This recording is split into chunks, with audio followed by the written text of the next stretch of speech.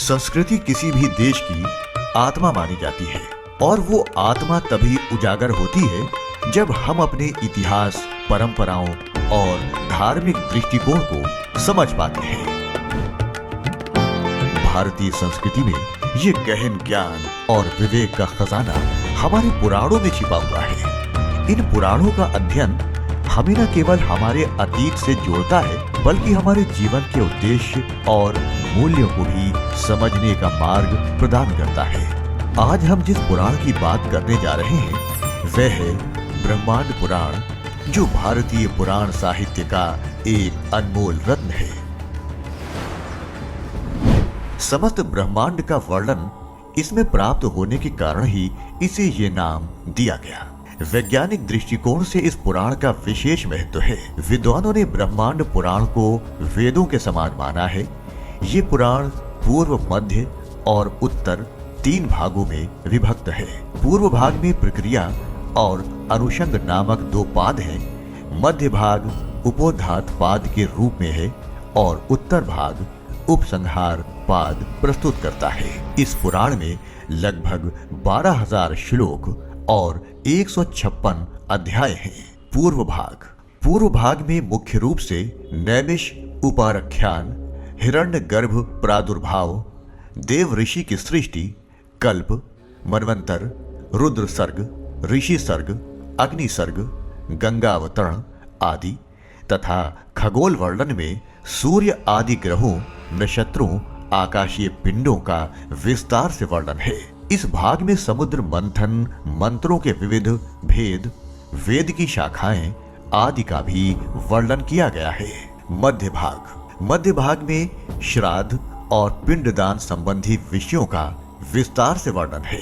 परशुराम चरित्र की कथा, राजा सगर की वंश परंपरा, भगीरथ द्वारा गंगा की उपासना, सूर्य एवं चंद्र वंश के राजाओं के चरित्र का वर्णन प्राप्त होता है।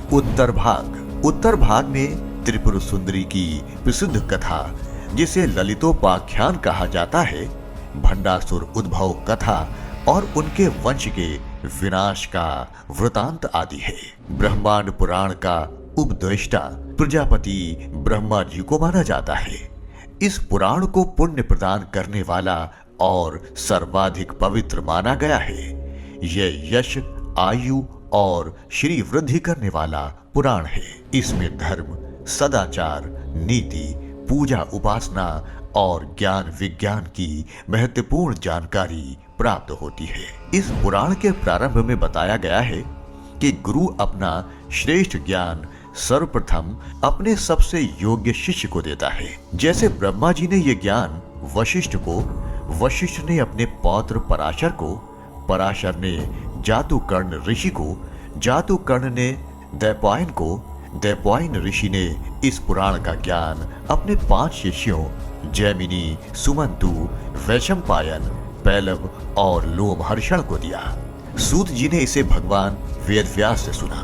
फिर नैमिषारण्य में एकत्रित ऋषि मुनियों को सूत जी ने इस पुराण की कथा सुनाई। कहा जाता है कि इस पुराण का प्रतिपाद्य विषय प्राचीन भारतीय ऋषि जावा द्वीप, जो वर्तमान में इंडोनेशिया है, वहां लेकर गए थे। इस पुराण का अनुवाद वहां की प्राचीन भाषा में किया गया था, जो आज भी उपलब्ध है।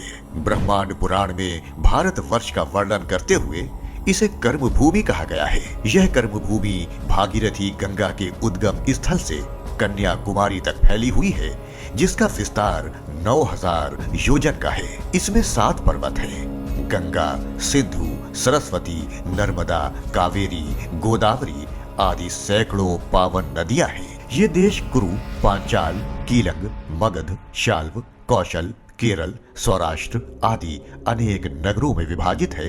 यह आर्यों की ऋषि भूमि है।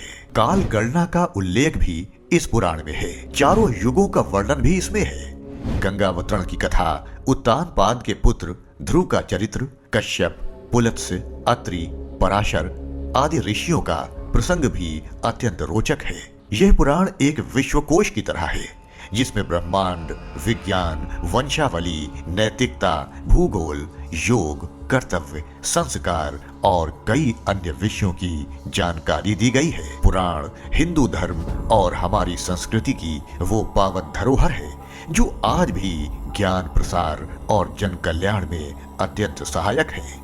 हिंदू पौराणिक कथाओं के विस्तृत आध्यात्मिक संदेश प्राप्त करने के लिए सब्सक्राइब करें भारत माता चैनल।